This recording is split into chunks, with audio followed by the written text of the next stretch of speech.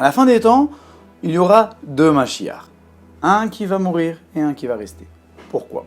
La Gemara dans Souka, Nunbet Amudaf, nous dit que la Tilavo à la fin des temps, il y aura le Mashiach ben Yosef, le Mashiach qui descendra de la tribu de Yosef. Mais celui-ci va mourir, puis ensuite viendra le Mashiach ben David, le Mashiach qui viendra de la tribu de Yehuda.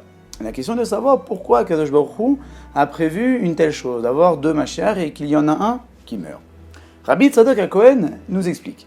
Il nous dit que dans le monde, il y a deux dimensions de service divin. Il y a la dimension du juste parfait, de celui qui ne fait pas fausse route, qui fait toujours la volonté de Dieu comme il le faut.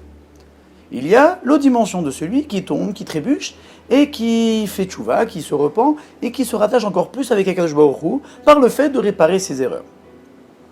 La première dimension est allusionnée par le Mashiach ben Yosef. Pourquoi? Parce que Yosef allusionne le tzaddik qui ne faute pas, qui n'a pas fauté, qui n'a fait aucune erreur dans sa vie. La seule erreur qu'il a pu faire dans sa vie, cela a été puni grandement. Mis à part cela, c'était un tzaddik gabour. Il représente la dimension du service divin parfait.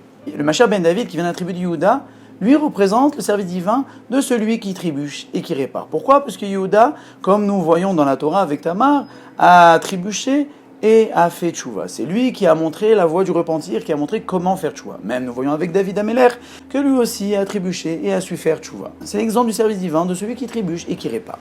Akadosh Baruch Hu nous dit par là qu'à la fin des temps, il y aura le Mashiach ben Yosef, c'est-à-dire qu'il y aura la première dimension du tzaddik, du juste. Mais celui-ci va mourir. Pour nous expliquer qu'à la fin des temps, la réparation complète ne se fera pas par un service divin qui est entièrement parfait, qui est entièrement fondé sur l'effort de l'homme.